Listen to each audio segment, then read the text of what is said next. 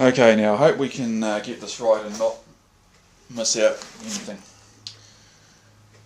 Okay, I talked about my first aid kits. This is the sort of thing that you buy, and there are some useful bits and pieces in there, but you're going to want something a bit better than that. This is the first aid kit that lives in my car. It's a really good one. It's one that I've put together myself. I acquired the bag for it and then I put it together.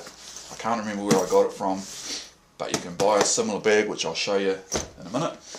This is the first aid kit that goes in my shooting bag, and I'll open that up and show you why later. This is a box that lives in the kitchen, and it's basically got all the bits and pieces that were left. It's got some useful things in there, but you know, this is for getting your splinter out of your finger, it's for wrapping up a cut finger, it's for a cold compress. You know, it's not a comprehensive first aid kit, it's just got some useful bits in it. So I'm going to show you what I take on my boat, and this is the first aid kit that goes with me if I go camping. There's things in here that aren't going to stay in here, because this goes with us when we go camping. I've got Pamol for the kids, I've got young kids. When my kids are older, that won't be in here, you know, that's going to go. Because this goes out with me on the boat, I've got a water bottle, and I've got some snack bars. You know, if I find somebody that's been hurt or that's been out overnight unexpectedly, I'm going to be able to give them water, I'm going to be able to give them something to eat before we get them back to shore. On that note, if you find somebody that's been seriously injured, you're not going to want to give them food. If they are going to have to be undergo surgery, if you give them food, it may hold that process up. So you sort of have to be a little bit careful. If you've got a radio, get on the radio and get medical help. Ibuprofen, I've got an eye wash in here, and again it's because this is what goes camping. These are emergency blankets, cold compresses for a strain, deep heat. You know, this stuff's really good. In the front here I've got some nightsticks. These are emergency sleeping bags. If I find somebody out on the ocean that's, you know, that's cold, I'm going to try and get them dry, and I'm going to get them into one of these. It's like an emergency blanket, but it's a sleeping bag. That's my crash pack that I talked about. I'll show you what's in that. And that's the first aid kit.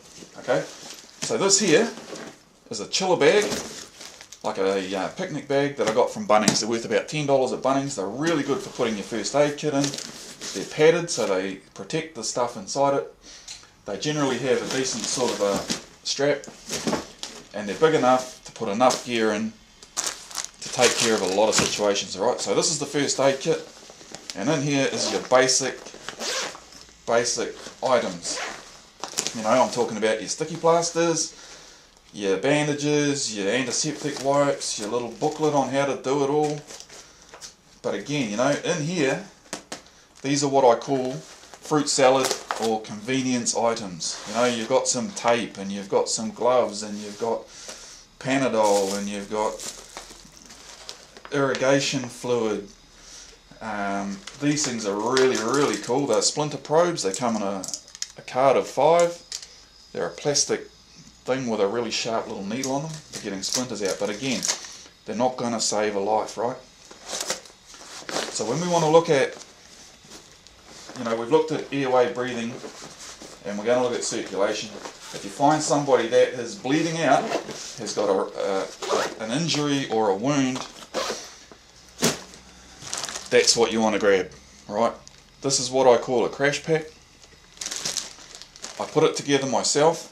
I have got Celox in here. If you don't know what Celox is, look it up. It's an incredible device, but you don't necessarily need it.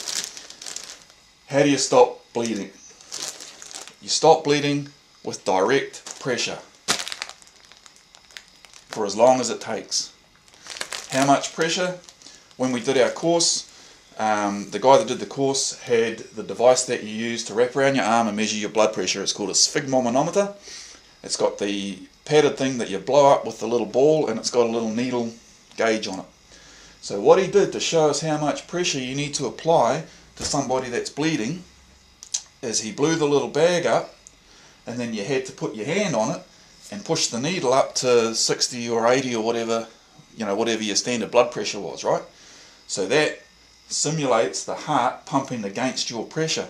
Now I had to get out of the chair and stand on both feet to put enough pressure on that air inflated bag to keep the needle there. Okay, so it's quite a lot of pressure. It was both hands and it was a lot of my upper body weight. So don't be afraid if you've got somebody that's bleeding, a lot of pressure, okay, for as long as it takes. So in my crash pack, I'll empty it out, I'll try and repack it. I've got some big gauze bandages. Okay, now where I get these from, these are about 40 cents. I think these ones are adhesive, and they're cheap. They're like 40 cents each. Okay, so I've got 3 of those in here. Those are large, okay, 3 large. I've got 3 small ones. Again, a small wound on a really important part can bleed a lot. So I've got 3 small, 3 large. I've got 3 bandages that once you have stopped the bleeding, you're going to wrap that up. I've got some rag, I've got some gloves. I've got a triangular bandage which comes with safety pins. Now these are about $2.50, and I've got an emergency blanket, and these are about $1.50. Okay, there's about $10 worth of stuff there, but it's a real important bit of kit if you're going to stop a big bleed. I'll give you a tip.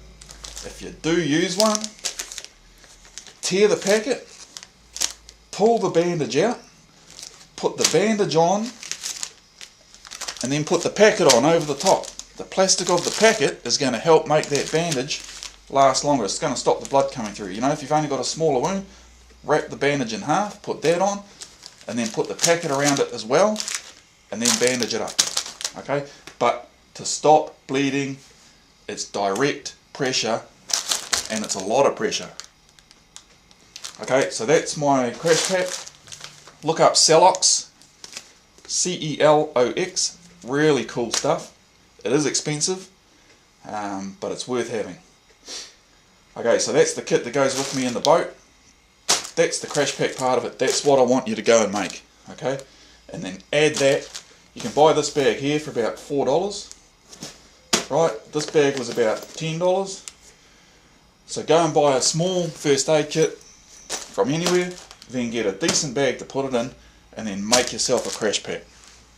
Cheers, thanks for watching.